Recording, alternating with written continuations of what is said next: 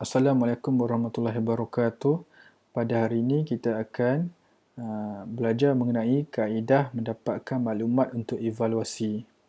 Maknanya dalam kuliah lepas saya dah sebut terdapat beberapa kaedah atau metodologi untuk mendapatkan maklumat data lah bagi evaluasi yang sistematik dan saintifik. Pada kuliah ni kita akan kupas secara mendalam dan luas mengenai beberapa kaedah ini dengan tujuan untuk bolehkan pengamal evaluasi untuk praktikkan mana-mana kaedah yang sesuai dan praktikal untuk aktiviti evaluasi dia.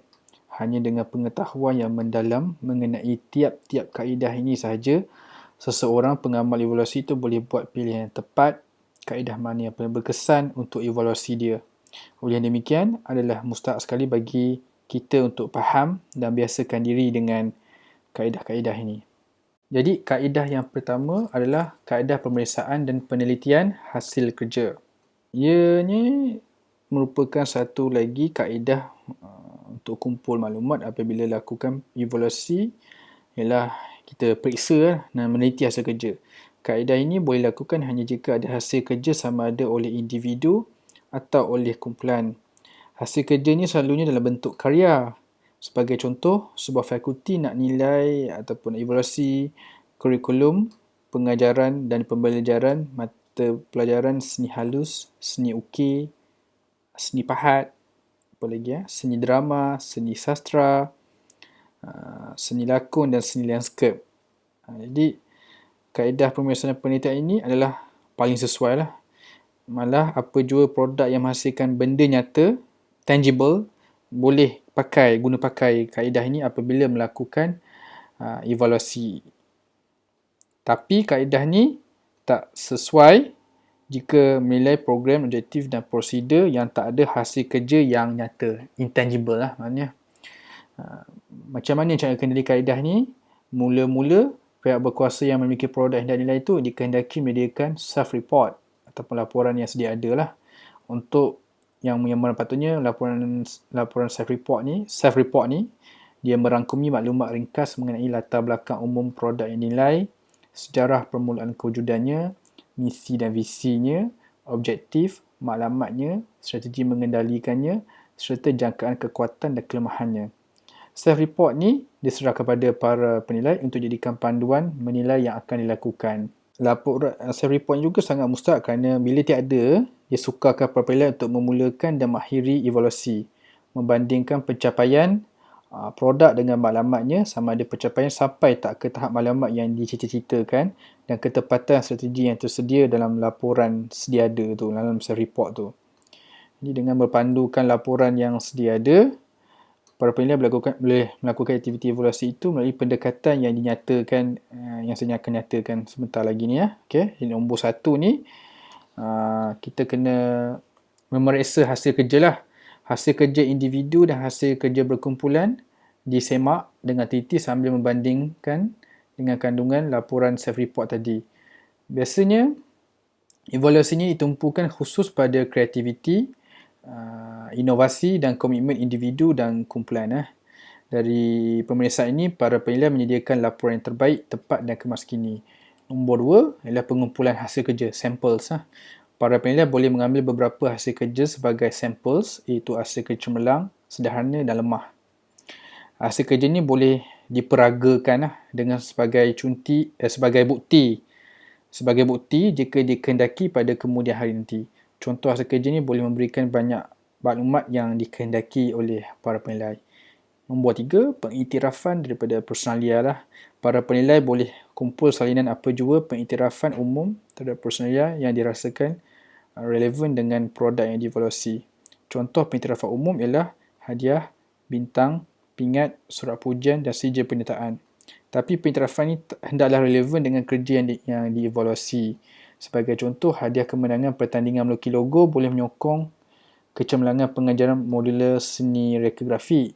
Tapi, surat kepujian penyertaan mendaki gunung tak relevan dengan pengajaran grafik.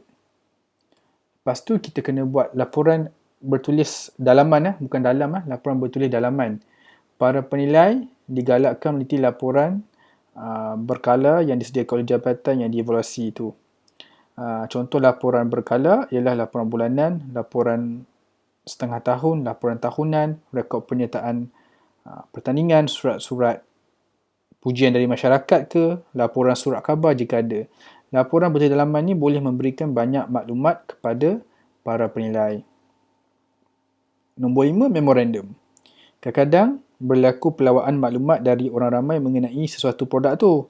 Jadi maknanya orang ramai dijemput memberi pendapat mereka secara sukarela dan secara terbuka ke atas sesuatu produk.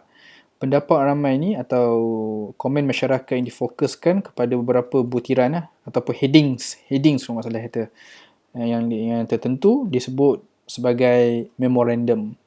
Jika ada, maka para penilai boleh meneliti memorandum tersebut sebagai bahan evaluasi yang berasaskan pada kaedah pemeriksaan dan penelitian hasil kerja.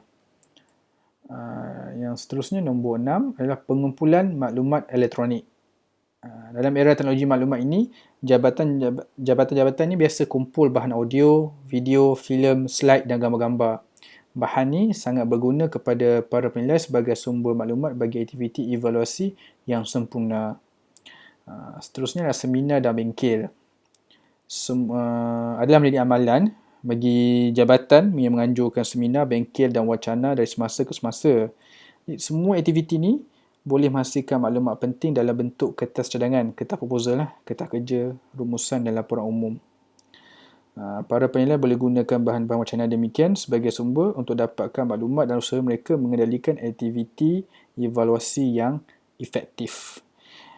Kita kena sedar kadar pemeriksaan dan penelitian hasil kerja ini mengemukakan sekurang-kurangnya 7 pendekatan untuk mengumpulkan maklumat atau data bagi menghasilkan evaluasi yang efektif. Itu tepat dan sah. Efektif ini maksudnya tepat dan sah. Harus diingat bahawa 7 pendekatan ini adalah yang paling ideal. Tapi tak semestinya semua 7 pendekatan ini mesti dilakukan pada tiap-tiap kali nak buat evaluasi bentuk berbentuk ni. Adalah ideal jika ketujuh pendekatan ini dapat dilakukan. Namun kalau tak dapat lakukan kesemuanya, kalau lakukan sebahagian daripada 7 pendekatan ini dah memadai dah. Cara mendapatkan maklumat atau data penilaian, melalui kaedah pemeriksaan dan penelitian ini sering diamalkan oleh model evaluasi CHIP, CIPP. Para penilai biasanya ditumpu kepada konteks, input, proses dan produk, atau dalam bahasa mudahnya melihat sesuatu itu dari keseluruhannya, iaitu cara pelaksanaannya, proses melakukannya, sumber-sumber yang diperlukan bagi menghasilkan produk dan mengevaluasi kualiti produk secara mendalam dan secara meluas. Jadi metodologi yang seterusnya adalah pemerhatian di lokasi. Kaedah ini biasa dipakai oleh para penilai untuk kumpul maklumat evaluasi.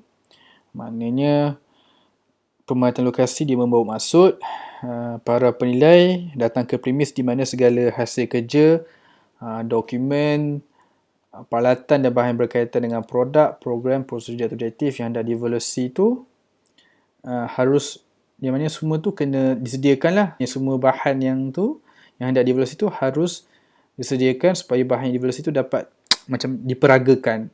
Ini personalia yang memiliki perkara yang hendak dia evaluasi itu harus menyediakan semua bahan yang akan dinilai dan menyaraikannya satu persatu dengan teliti.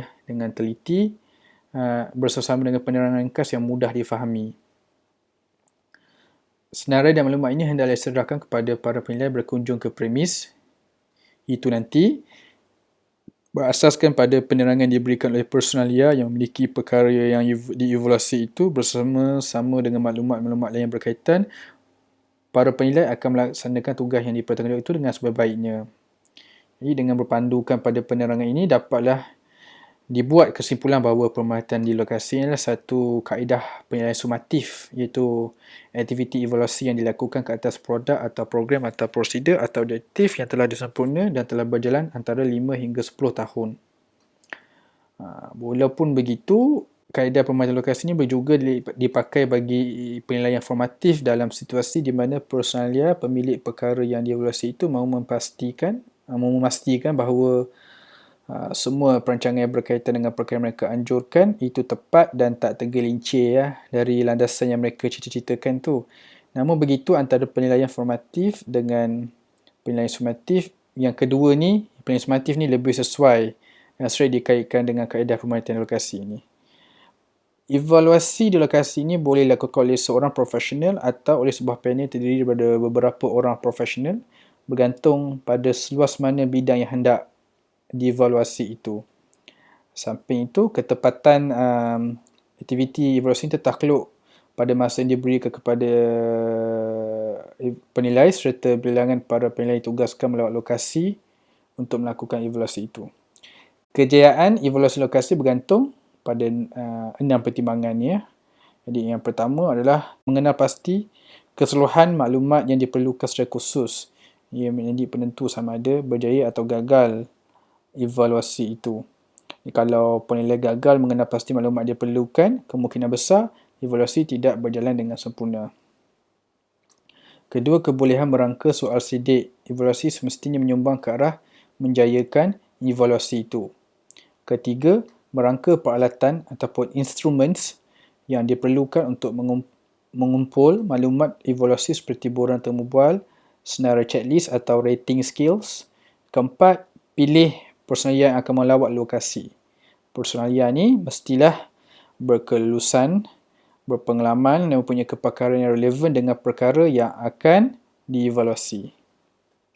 Personalia yang tak ada ciri-ciri tersebut boleh jadikan aktiviti evaluasi itu kucak-kacir, mengakibatkan hasilnya terdedah pada pertikaian atau perdebatan yang meluas. Selain daripada 4 pertimbangan tu, nombor 5, pemerhatian di lokasi mestilah mengambil kira bilangan hari lawatan dan jumlah jam pada tiap-tiap kali lawatan. Kekerapan panel bermesyuarat di lokasi sebelum memulakan evaluasi dan mesyuarat berikutnya. Mesyuarat sebelum evaluasi mustahak untuk mendengar penerangan dari orang yang mempunyai perkara yang evaluasi itu untuk jelaskan kepada tiap-tiap ahli panel akan tujuan evaluasi, prosedur evaluasi, maklumat serta hasil evaluasi yang dikehendaki dan pembagian tugas di kalangan ahli-ahli panel itu. Dari sini jelaslah bahawa panel ini harus ada pengerusi, setiausaha dan ahli-ahli biasa. Panel ini harus ada metodologi yang terancang mengenai bahan-bahan yang dievaluasi, orang-orang yang bakal ditemuduga untuk mendapatkan maklumat, prosedur mengesan maklumat dan menapis semua maklumat diperoleh evaluasi ini dijadikan laporan akhir. Pertimbangan yang terakhir atau keenam ialah menulis laporan, menyebarkan laporan serta menggunakan laporan itu dengan sebaik-baiknya. Hal ni penting dalam menentukan kejayaan aktiviti ini. Kerap kali evaluasi yang sempurna metodologinya dan pentadbirannya tapi tak sempurna dalam penulisan laporan dia. Menyebabkan penemuan yang jumpa tu tak jelas, tak dapat difahami butirannya dan akhirnya laporan tu tak mampu kita nak formulate cadangan tindakan dan akhirnya menjadi bahan peraga jadi penjuru pejabat saja. At the same time, kita harus faham bahawa pemerhatian lokasi ni tak terlepas juga dari kritikan pedas daripada pakar-pakar evaluasi. Stick pada tahun 1970 umpamanya mengemukakan kelemahan kaedah pemerhatian lokasi ini dengan mengatakan bahawa personalia yang memiliki produk atau program atau prosedur atau objektif yang hendak dievaluasi itu pasti akan membuat persediaan yang terbaik untuk ditunjukkan kepada para pelawat ni. Jadi mereka ni tahu bila pelawat ni akan sampai dan apa pula bahan-bahan yang akan diperhatikan. Personalia ini bersedia memang paling cemerlang lah apabila tampil tiba masa lawatan dan semasa lawatan itu sahaja je. Sebelum timbul rancangan menerima pelawat, personalia ini tak nampak keistimewaan. Jadi begitu juga perilaku personalia ini selepas habis lawatan, tamat lawatan dan sesudah laporan akhir itu dah diserahkan kepada penaja penilaian oleh para penilai itu. Artinya di sini saya sebut para pelawat yang memerhatikan bahan-bahan yang dievaluasi itu diberikan bahan-bahan bukan semula jadi melainkan bohongan belaka. Semua bahan yang dievaluasi termasuk gambaran luaran para pekerja sewaktu, contohnya waktu bekerja, prosedur keluar dan masuk pejabat, etika berpakaian, melayan pelanggan, kebersihan pejabat dan kawasan persekitarannya sangat istimewa semasa pelawat. Tapi kembali pudar apabila pelawat telah menamatkan laporan mereka. Itulah yang banyak berlaku pada sesetengah organisasi semasa hendak mendapatkan pengiktirafan kualiti dan ISO. Banyak organisasi yang dengan bangganya peragakan sijil pengiktirafan kualiti atau ISO, tapi pelanggan tetap juga menyaksikan berbagai-bagai kekurangan dan kelemahan dari segi prosedur, kelewatan dan kesempurnaan dalam banyak perkara. Oleh itu, apa yang dikemukakan oleh Stick sebagai kritikan terhadap kaedah permainan lokasi ini jelas menampakkan kebenaran dan bukan semata-mata kritikan kosong seperti disangka oleh pengamal evaluasi kaedah ini. Sekarang kita pergi ke kaedah seterusnya, iaitu teknik Delphi. Teknik ini merupakan satu kaedah untuk dapatkan maklumat evaluasi berasaskan pada persetujuan ramai, grup ataupun maksudnya kata grup konsensus mengenai perkara yang sedang dievaluasi. Satu kumpulan profesional yang terdiri dari pakar-pakar dalam bidang yang dinilai, boleh dinilai ataupun dievaluasi itu dilantik oleh penilai. Bilangan pakar ni boleh jadi 5, 7, 9 ataupun 11 orang. Tentukan minima tidak kurang dari 5, kerana jika kurang dari 5, kesimpulannya mungkin boleh dipertikaikan, dan kalau terlalu ramai pula, maka sukar bagi penilai menganalisa respon dari pakar-pakar yang dilantik sebagai pemberi maklumat tadi tu. Mengumpul maklumat evaluasi mengikut kaedah Delphi ini dilaksanakan melalui beberapa peringkat seperti berikut. Nombor 1, bermula sekali, penilai hendaklah menyediakan soal selidik ataupun kuesioner yang mengandungi soalan berkaitan dengan evaluasi yang hendak dilakukan. Oleh kerana bilangan pemberi maklumat ini tidak ramai, soalan terbuka ataupun open-ended questions lebih digalakkan dari soalan tertutup, close-ended questions. Soalan terbuka membolehkan para pemberi maklumat memberi penjelasan yang sebebas-bebasnya walaupun jawapan mereka nanti panjang dan berliku-liku. Walaupun begitu, soalan tertutup atau campuran di antara kedua-duanya juga boleh disediakan mengikut pertimbangan dan budi bicara penilai. Di peringkat kedua, teknik Delphi ialah melantik beberapa orang pakar dalam bidang berkaitan dengan perkara yang dievaluasi. Jadi pakar yang kita lantik ni hendaklah tidak macam tinggal setempat ataupun seketika proses interview tu tidak duduk setempat di satu lokasi, tak kenal antara satu sama lain, yang mana kemungkinan untuk mereka bertemu adalah terhad. Kenapa tujuan dia? Tujuan dia ialah supaya tiap-tiap pakar lantik sebagai perunding ataupun konsultan tak tahu mereka sebenarnya dalam satu kumpulan. Tiap-tiap pakar ini hanya tahu bahawa ia dilantik sebagai perunding atas dasar kepakarannya dan tidak ada orang lain yang terlibat sama dalam urusan ini. Peringkat ketiga ialah para penilai sini berfungsi selaku pengurus, manager lah, ataupun penyelaras, koordinator yang memberi taklimat kepada tiap-tiap pakar telah dilantik.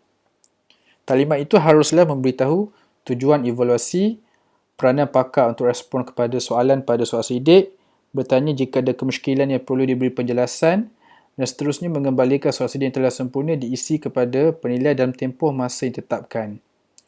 Penilai hendaklah meyakinkan tiap-tiap pakar yang ditemuinya bahawa pakar ini sahaja yang berunding. Penilai hendaklah merahsiakan nama pakar-pakar lain yang dilantiknya. Tujuannya adalah supaya tiap-tiap pakar ini bertindak secara bebas tanpa dipengaruhi oleh orang lain. Peringkat keempat ialah penilai mengumpul soal selidik yang telah sempurna diisikan oleh semua pakar tadi dan mula menganalisa satu persatu. Tugas penilai ialah mencari persesuaian yang sama atau hampir-hampir sama di kalangan semua pakar ini. Sebagai contoh, kalau dalam soalan satu kita tanya, adakah anda yakin program ini boleh melahirkan pemimpin yang akan datang? Jika dari 11 orang pakar, 7 orang kata ya dan 4 orang kata tidak, maka majoriti bersetuju program itu diteruskan. Walaupun begitu, 4 orang pakar yang tidak bersetuju ini hendaklah diberikan satu set soalan lain yang hampir sama maksudnya dengan soalan terdahulu dan lihat respon mereka. Jika respon mereka positif, berarti persetujuan hampir sebulat suara.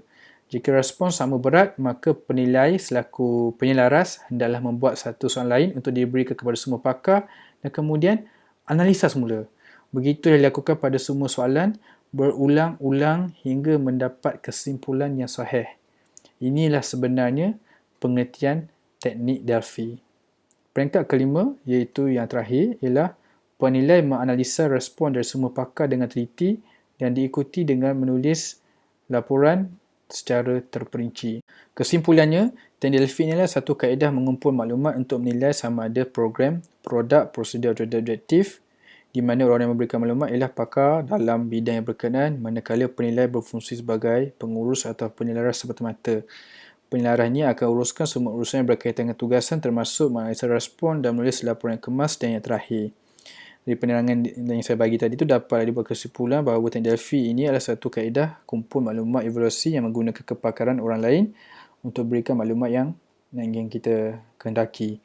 Penilai berfungsi sebagai pengurus yang mengawal keseluruhan proses mengumpul maklumat ini. Proses kumpul maklumat ikut kaedah teknik Delphi ini melalui 5 peringkat. Peringkat pertama, penilai menjaga soal sidik. Peringkat kedua, penilai melatih pakar yang berkaitan sebagai perunding. Peringkat ketiga, penilai memberi penerangan beberapa pakar. Keempat, penilai kumpul soal sidik serta berurusan dengan pakar-pakar jika timbul keperluan. Dan yang kelima, penilai analisa reaksi pakar perunding serta tulis laporan akhir. Okay. Mengutip maklumat penilaian mengikut teknik Delphi ini berbeza dari kaedah lain khususnya berhubung dengan peranan penilai. Pada kaedah lain, penilai menjadi penggerak utama dalam nak jayakan aktiviti ini. Tapi pada kaedah teknik Delphi, penilai cuma selaku pengurus atau penilai saja. Sedangkan aktiviti evaluasi yang sebenar dilaksanakan oleh pakar-pakar yang dilantik oleh penilai tadi. Artinya, maklumat yang dikehendaki dikutip dari pakar-pakar profesional. Mereka inilah yang memberikan maklumat kepada penilai yang berperanan selaku pengurus atau penyelaras ini. Kaedah atau metodologi seterusnya adalah unobtrusive measurements. Ini merupakan satu lagi kaedah mengumpul maklumat evaluasi. Kaedah ini tak libatkan manusia sebagai responden untuk memberikan maklumat yang dikehendaki oleh penilai. Ada pendapat yang mengatakan bahawa pendirian manusia boleh berubah apabila ditemuduga oleh orang lain, terutama jika penemuduga itu tidak dikenalinya. Begitu juga, ada orang akan berubah pendirian mereka apabila diminta menjawab soalan-soal sidik, terutamanya jika soalan melibatkan mereka, ketua mereka, harta benda mereka atau organisasi mereka. Oleh itu, maklumat yang mereka berikan tak benar-benar lahir dari hati yang ikhlas, dengan kata lainnya. Mungkin ada perkara yang mereka rahsiakan kerana khawatir akan menjejaskan kedudukan, hubungan, prestasi dan keselesaan bekerja. Untuk mengelakkan daripada timbul perkara sedemikian, maka ada pakar-pakar penilai berpendapat bahawa kaedah unobtrusive measurements ni adalah kaedah terbaik untuk dapatkan maklumat tanpa melibatkan manusia sebagai sumber maklumat. Sebaliknya, penyumbang maklumat adalah keadaan persekitaran di kawasan berkenaan. Terdapat 4 sumber maklumat dekat sini. Kalau kita nak lakukan evaluasi melalui unobtrusive measurement, sumber pertama ialah tanda-tanda fizikal ataupun physical traces akibat dari kelakuan dan sikap orang ramai. Contohnya, rumput panjang di persekitaran kawasan, longkang-longkang kotor serta pecah yang tak terurus, warna bangunan dan pejabat yang pudar, peraba yang rosak tanpa penambahbaikan dan permaidan yang kotor berpasir mencerminkan ketua yang tak sensitif dengan persekitaran, kaki tangan yang rendah motivasi, dan penyelia yang kurang rajin bekerja. Di samping itu, contengan lucah atau rangkaian kata yang tak bermoral pada dinding dan tembok mencerminkan sifat negatif kaki tangan terhadap organisasi dan ketua mereka termasuk ketua eksekutif mereka. Sumber kedua ialah rekod sejarah ataupun archival records. Benda ni berkaitan, archival records ni berkaitan dengan asal-usul organisasi, objektif dan maklumat penubuhannya, para pengasasnya, rekod perjalanannya, prestasi masa lampau dan terkini, mencerminkan kelakuan dan budi pekerti orang-orang dalam organisasi.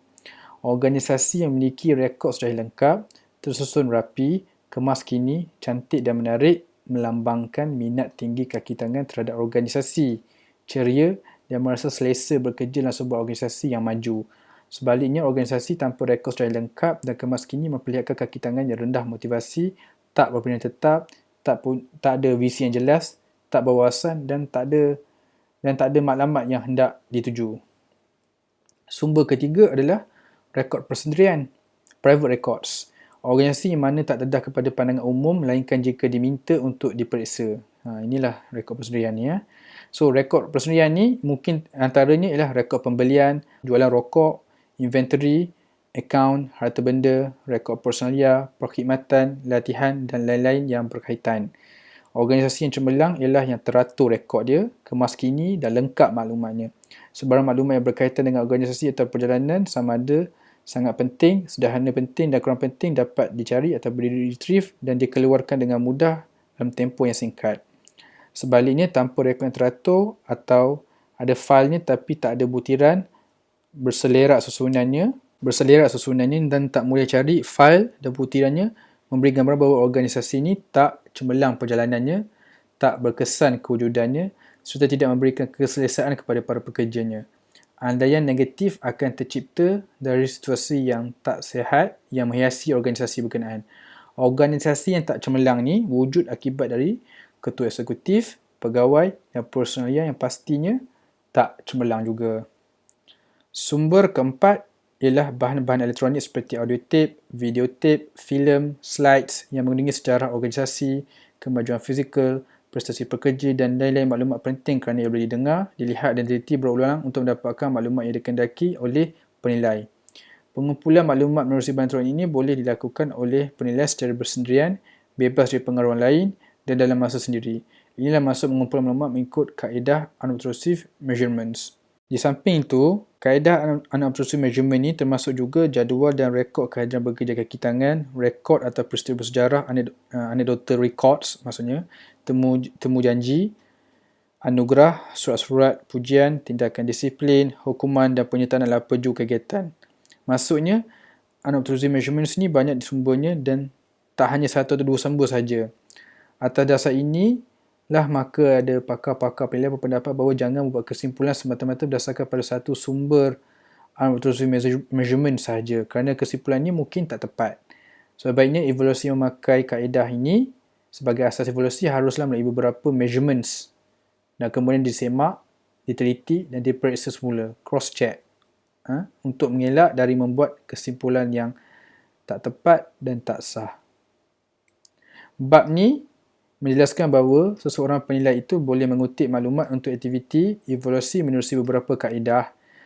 Tiap-tiap kaedah itu masing-masing ada kekuatan dan kelemahannya. Oleh itu, seseorang penilai tak harus beranggapan bahawa ada kaedah lebih baik dari yang lain. Sebaliknya, semua kaedah itu boleh dipakai mengikut kesesuaian tempat, ketika dan perkara yang dievaluasi. Sebaiknya, penilai itu mahir dengan semua kaedah supaya mempunyai beberapa pilihan kaedah sebelum memulakan aktiviti evaluasi dia.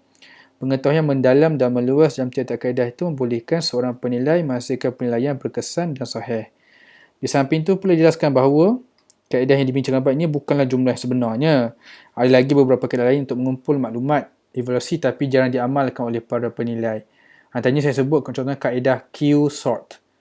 Tapi maklumat saya hanya untuk bagi tahu beberapa kaedah yang saya sebut kat sini ialah untuk bagi memperolehi maklumat evaluasi yang mudah difahami, mudah untuk dilaksanakan, sederhana kos dia dan berfaedah kepada para pengurus nanti.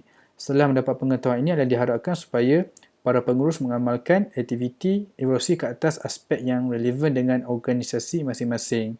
Koranglah nanti pelajar, mana saya tahu setelah ini pengurus, kena jalankan aktiviti evaluasi ke atas organisasi korang, atas pekerja korang, atas produk korang, atau prosedur yang dijalankan di dalam organisasi korang. So, setakat itu saja kuliah kita pada hari ini. Semoga kita berjumpa lain hari. Selamat berjaya. Terima kasih.